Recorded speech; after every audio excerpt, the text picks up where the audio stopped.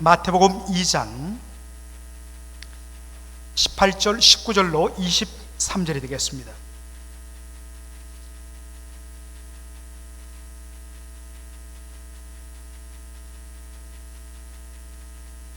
(19절로) 23절 우리 한 절씩 교독하죠.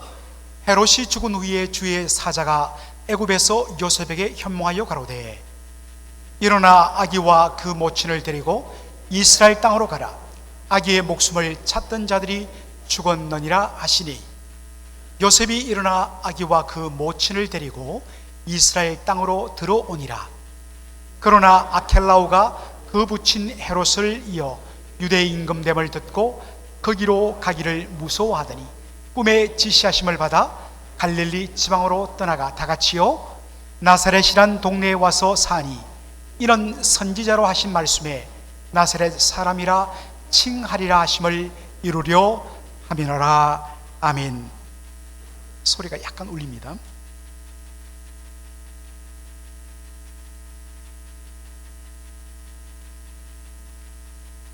이집트의 애굽의 피신에 있던 요셉의 꿈에 천사가 나타나 이렇게 말을 합니다. 일어나 아기와 그 모친을 데리고 이스라엘 땅으로 가라. Go to the land of Israel. 아기의 목숨을 찾던 자들이 죽었느니라 하시니, 천사가 아기 예수를 죽이려 했던 헤롯이 죽었으니까 이제 이스라엘 땅으로 가도 좋다라고 이야기합니다. 여러분, 요셉과 마리아가 가고 싶었던 이스라엘 땅, The land of Israel은 어디였을까요? 많은 사람들은 갈릴리 나사렛이라고 이야기할 것입니다. 왜냐하면 그곳은 요셉과 마리아의 홈타운, 고향이기 때문입니다. 과연 그런지 한번 우리가 성경을 통해서 확인해 보도록 할까요? 마태복음 2장 21절로 22절 다 같이 읽도록 하겠습니다.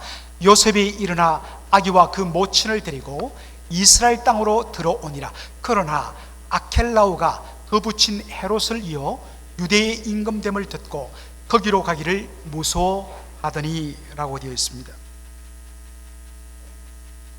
요셉이 이스라엘 땅으로 들어가려 했는데 들려온 소식이 무엇이었습니까? 아켈라오가 그의 아버지 헤롯을 이어 유대의 왕이 되었다는 소식을 들었다 했습니다. 이게 무슨 말일까요? 헤롯이 죽을 때에 유언을 남겼습니다.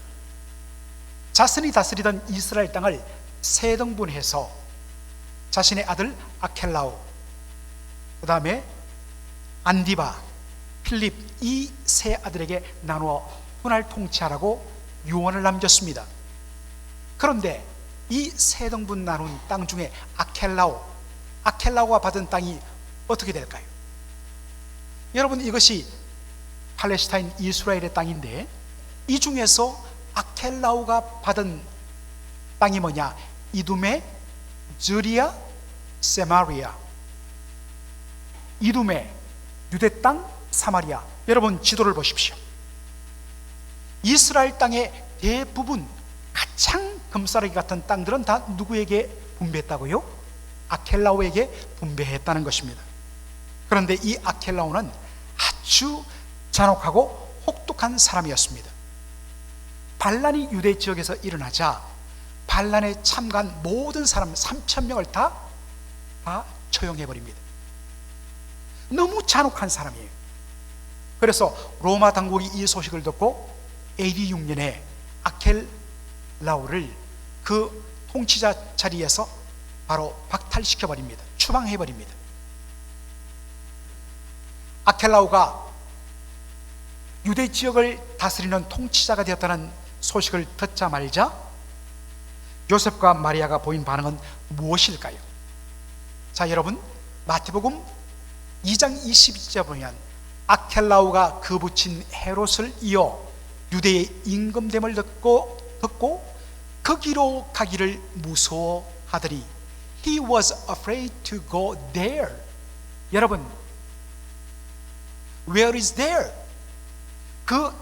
거기란 것은 어디를 말할까요? 문맥상으로 봤을 때 그것은 유대 땅, 구체적으로 유대 땅 중에서도 베들레헴이었습니다. 여러분, 거기로 가기를 두려워했다는 이 말의 뉘앙스가 뭘까요? 이 말은 거기에 가서 살고 싶었는데 라는 의미가 들어있습니다. 요셉과 마리아가 아기 예수를 키우고 싶었던 곳은 유대 땅 베들레헴이었는데 왜 못 갔어요? 거기에 잔혹한 아켈라오가 다스린다는 이야기를 듣고서 거기 가는 것을 포기했습니다. 그래서 하는 수 없이 그들이 택했던 곳이 어디라고요? 갈릴리 나사렛이었다는 것입니다. 마지못해 갔다는 것입니다. 자, 여러분, 왜 이들은 자신이 태어나고 자랐던 고향 땅 나사렛보다 유대 땅 베들레헴에서 가서 살기를 원했을까요? 자, 이것을 보여주는 것이 요한복음 1장 45절로 46절입니다. 다 같이 한번 우리 읽어볼까요? 빌립이 나다나엘을 찾아 이르되 모세가 율법에 기록하였고 여러 선지자가 기록한 그 일을 우리가 만났으니 요셉의 아들 나사렛 예수니라. 나다나엘이 가로되 나사렛에서 무슨 선한 것이 날 수 있느냐? 나사렛? Can anything good come from there? 나사렛에서 무슨 선한 것이 나겠느냐? 빌립이 친구 나다나엘에게 이야기합니다. 친구, 나 어제 메시아를 만났어. I met Messiah yesterday. He was Jesus of Nazareth. 그 사람이 누구냐면 나사렛 예수야. 그랬더니 나다엘이 뭐라고 반응합니까? 나사렛? 나사렛에서 무슨 선한 것이 날 수 있어? Can anything good come from there? 나사렛. 당시 사람들에게 나사렛은 멸시와 거절의 대명사였습니다. Nazareth was a name of contempt and rejection in those day people. 그 당시 사람들에게 멸시와 거절의 대명사였습니다. 여러분, 서울에 가시면 여러분 청계천, 크릭 오브 청계천 가보셨을 것입니다. 모든 사람들이 감동합니다. 너무 아름답다. 그런데 여러분 기억하십니까? 원래는 60년대 그곳이 덮여졌습니다. 그리고 그 위에 뭐가 세워졌습니까? 시골에서 올라온 가난한 사람들, 그리고 사업에 실패한 사람들, 밑바닥 인생들이 거기에 판자촌을 이루어 살았습니다. 그래서 김진홍 목사님이 그곳에서 목회하면서 어떤 새벽을 깨우리다 보면 미국 선교 사람들이 청계천 판자촌을 보고서 했던 말이 This is the hell on the earth. 세상에, 이 지구상에 이런 지옥이 바로 여기다. 그 누구도 청계천에 들어가 살기 원치 않았습니다. 그러나 더 이상 살 데가 없어 들어갔던 곳이 청계천 판자촌이었습니다.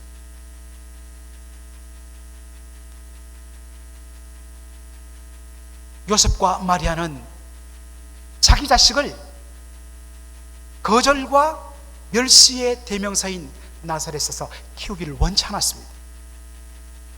자신의 아들이 나사렛 예수라는 이름으로 불리기를 원치 않았습니다. 나사렛 예수? 그것은 메시아에게는 결코 어울리지 않은 이름이었습니다. 그래서 그들이 그토록 정착하기를 원했던 곳이 어디였다고요? 유대 땅? 그 중에서 어디요? 베들레헴. 여러분, 유대 땅 베들레헴은 어느 땅입니까? 다윗의 고향, 홈타운 오브 데이빗. 그리고 다윗의 후손 가운데서 누가 온다고요? 메시아가 온다는 예언이 있습니다. 그러므로 자신의 아들이 베들레헴의 예수, Jesus of Bethlehem 그렇게 불린다면 이건 너무나 좋은 것이었습니다. 이것은 메시아에게 너무나 잘 어울리는 그런 이름이었습니다. 그런데 그 계획이 무산되었습니다. 그래서 하는 수 없이 without choice, 어떤 초이스가 없어서 하는 수 없이 들어갔던 곳이 어디라고요? 갈릴리 나사렛이었습니다. 그 결과로 그들의 아들 예수님은 어떻게 불리셨다고요? Their son Jesus is called Jesus of Nazareth. 나사렛의 예수라고 불렸습니다. 그 수치스러운 이름, 어디 출신이야? 나사렛 출신이야. 사람들이 경멸했습니다. 그런데 여기에 놀라운 하나님의 섭리가 담겨 있었습니다. 마태복음 2장 23절에 보니까 나사렛이란 동네에 와서 사니 이런 선제로 하신 말씀에 나사렛 사람이라 칭하리라 하심을 이루려 함이라. So was fulfilled what was said through the prophets. He will be called a Nazarene.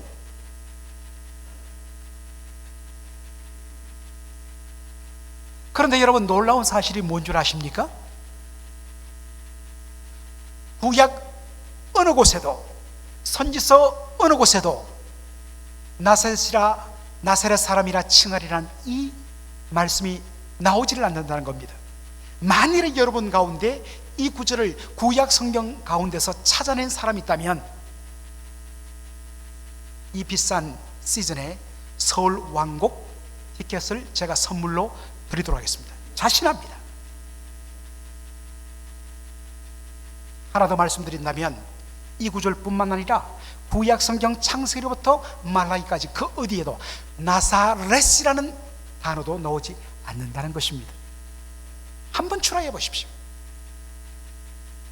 여러분, 마태가 미스테이크, 실수했을까요? 그렇지 않습니다. 마태는 철두철미하게 성령의 감화 감동으로 이 말씀을 기록했습니다. 그러므로 이 말씀에는 오류도 없습니다. 그렇다면 왜 마가는 의도적으로 이 말씀을 기록했을까요? 수많은 해석들이 있습니다. 그런데 여러분, 우리 바로 가까운 곳에 MBC 맥클린 바이블 철치라고 있는데 그 맥클린 바이블 철치의 시니어 패스tor이 데이빗 플랫입니다. 데이빗 플랫 목사님은 원래 신학교 교수님이었죠. 이분이 쓰신 이 마태복음 강해 주석서를 보면 이렇게 설명이 되어 있습니다. 구약의 메시아의 이미지는 나사렛처럼 멸시와 천대와 거절의 이미지였다. The image of a Messiah in Old Testament was contempt, that of contempt and rejection, like what? Like Nazareth. 나사렛 같이 멸시받고 천대받는 것이 구약 성경에 묘사된 메시아의 모습이었다 하는 것입니다. 그것을 가장 잘 보여주는 것이 이사야 어디일까요? 이사야 53장입니다. 53장 2절 우리 다 같이 한번 읽어볼까요? 그는 주 앞에서 자라나기를 연한 순 같고 마른 땅에서 나온 줄기 같아서 봄 모양도 없고 풍채도 없은즉 우리의 보기에 흠모할 만한 아름다운 것이 없도다. 예수님이 이 땅에 나기 전 700년 전에 이사야 선지자가 예언한 말씀, 장차 오실 메시아의 모습. 사람들, 예수님 당시의 사람들은 오실 메시아는 탁월한 전쟁 영웅일 거라고 생각했습니다.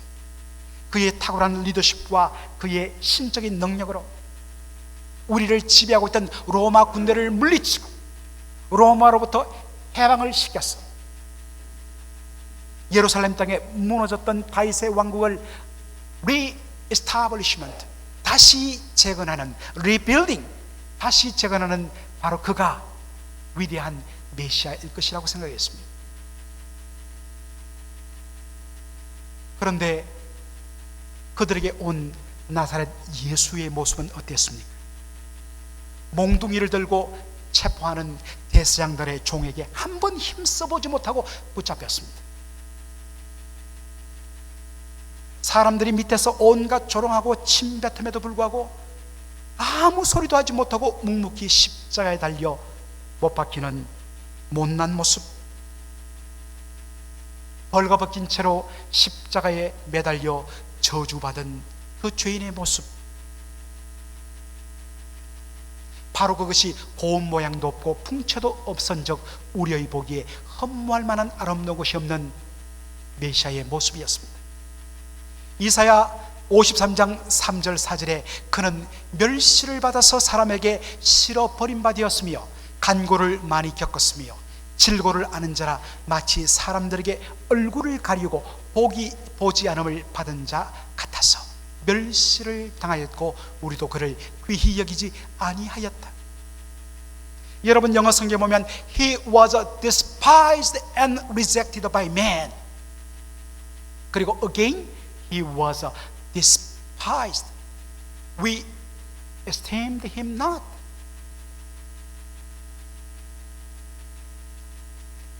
거듭거듭 그는 멸시를 받았다.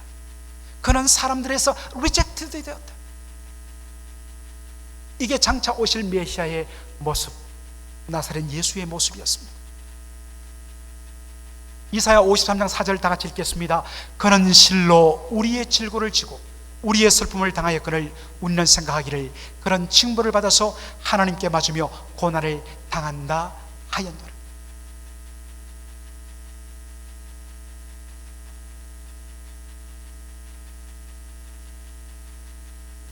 구약이 보여주는 메시아는 철두철미하게 멸시받는, 거절당하는, despised and rejected by man, 그러한 모습이었습니다. 어떻게 영광의 하나님의 아들이 저주의 십자가에 달려 죽을 수 있는가? 그래서 사람들은 십자가에 달린 예수는 하나님의 아들이 될 수 없다고 했습니다. 저가 십자가에 못 박힌 것은 그의 죄 때문에 죽는 것이라고 조롱하며 침뱉었습니다. 그러나 여러분, 그 십자가에서 피 흘려 죽으신 예수 그리스도에게 어떤 일이 났습니까? 이사야 53장 5절로 6절은 장차 오실 예수님이 십자가에 죽으신 이유를 이렇게 예언합니다. 다 같이 읽겠습니다. 그가 찔림은 우리의 허물을 인함이요 그가 상함은 우리의 죄악을 인함이라. 그가 징계를 받음으로 우리가 평안을 누리고 그가 채찍에 맞음으로 우리가 나음을 입었도다.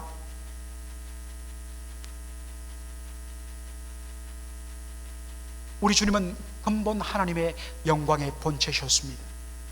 하나님과 동등한 신적인 능력과 신적인 권세를 가지신 참 하나님이셨습니다. 그러나 저와 여러분, 우리를 죄와 사망에서 구원하기 위하여 아버지의 뜻을 이루기 위하여 하늘 영광을 버리시고, 그럴 필요가 없는데 하늘 영광 버리시고 자기를 비워 사람의 몸을 입고 종의 형체를 입고 이 땅에 오서 자기를 낮추시되 십자가에 죽기까지 낮추셨습니다.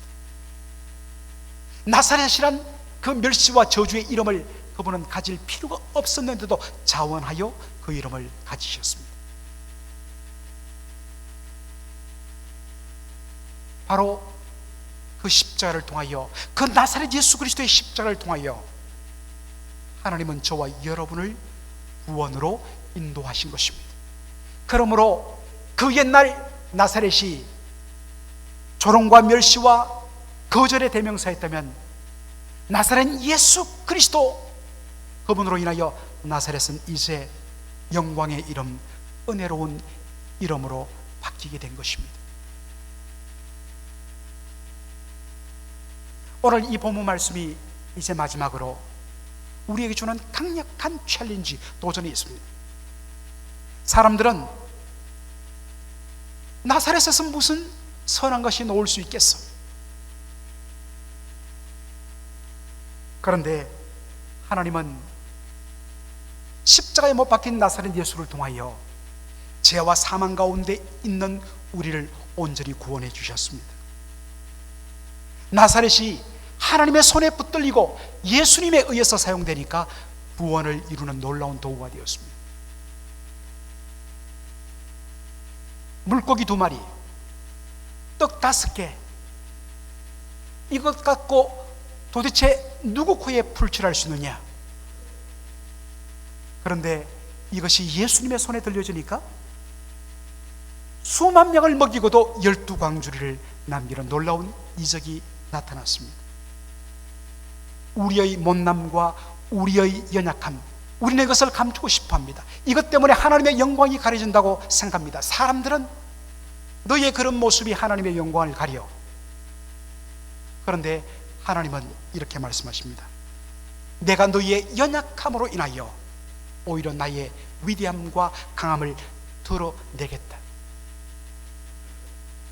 그러므로 예수님은 당당하게 그 옛날 자신을 나사렛 예수라고 부르는 것을 전혀 부끄러워하지 않았습니다. 사랑하는 성도 여러분, 여러분의 못남과 여러분의 연약함을 부끄러워하지 마십시오. 그것은 하나님의 영광을 가리는 것이 아니라 오히려 역설적으로 하나님의 영광을 돌리는 하나님의 놀라운 도구가 되기 때문입니다. 그러므로 이 십자가를 자랑하십시오. 나사렛 예수를 자랑하십시오. 여러분의 연약함을 당당하게 말하십시오. 도리어 이것이 하나님의 영광을 드러내는 도구가 될 수 있다. 주여 나를 사용하여 주시옵소서. 다 같이 아멘 하도록 하겠습니다. 아멘.